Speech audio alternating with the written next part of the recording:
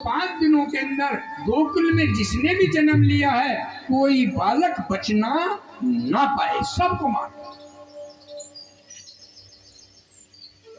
परंतु केवल एक बचे, वो लल्ला। छठी का दिन आया, पूतना नाम की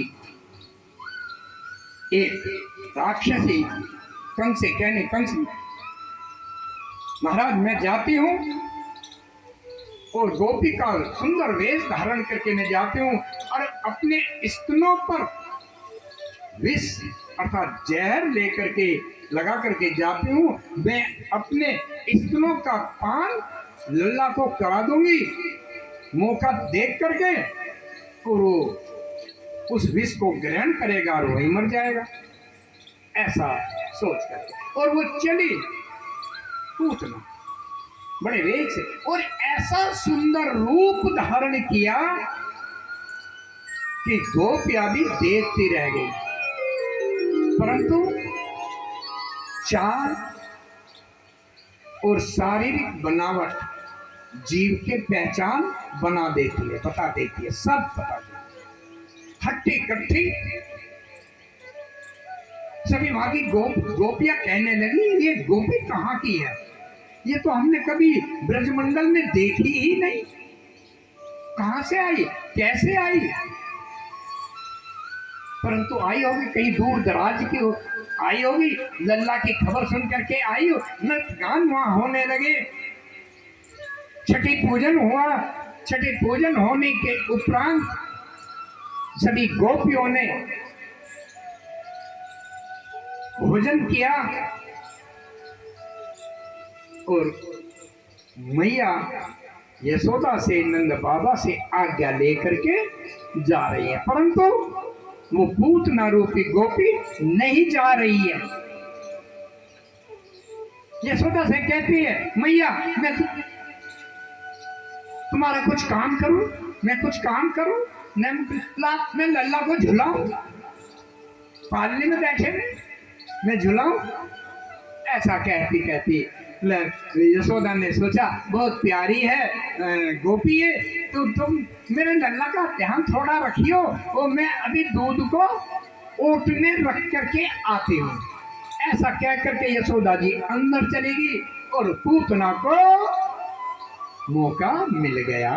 और जैसे ही मौका मिला चेहरा का रूप रंग बदलने लगा। मेरे गोविंद को उसने अपने गोद में ले लिया और जैसे ही गोद में लिया मेरे गोविंद ने आंखें बंद कर दी। अब देखिए भगवान ने आंखें बंद क्यों करी, कि भगवान इसके कितने कारण हमारी भागवत ने वर्णन किए, सुखदेव जी ने वर्णन किया। आंखें बंद करने के भी कारण है कि गोविंद सोच रहे ये अविद्या है, इसका नाश तो करना है। अगर अविद्या रूपी को जब मैं आंखों से देखूंगा, मेरे आंखों का सम्मोहन इसे व्याप्त ना हो जाए तो ये अपने स्तनों का पान ना कराए, जब पान ना कराए तो मैं इसके प्राणों को हरूंगा कैसे। एक दूसरे लल्ला सोच रहे हैं इन्होंने अपने स्तनों पर विष लगाया हुआ, तभी शंकर भगवान को याद किया गोविंद ने। हे भोले बाबा कहाँ हो, विष पीने का काम तो प्रभु आपका है, मैं तो यहाँ माखन मिश्री खाने आया हूँ, जल्दी आओ। इसलिए आंखें बंद करी, भगवान को ध्यान किया, इसलिए आंखें बंद करी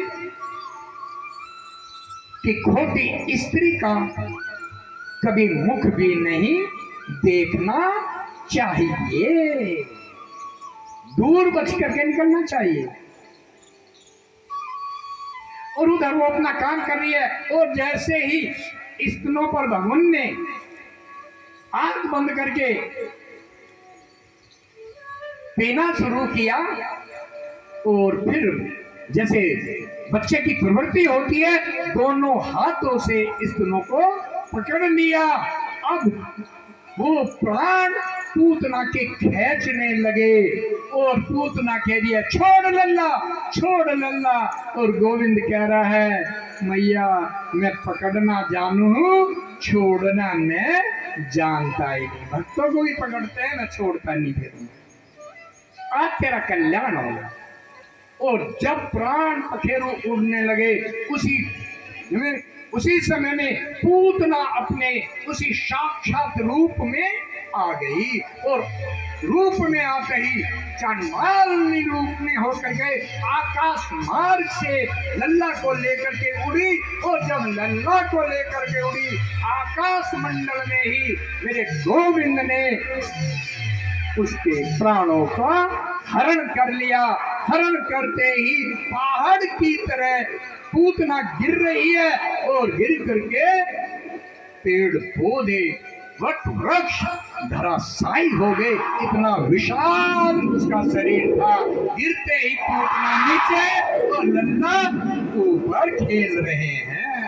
वृंदावन बांके बिहारी लाल की जय। वो जल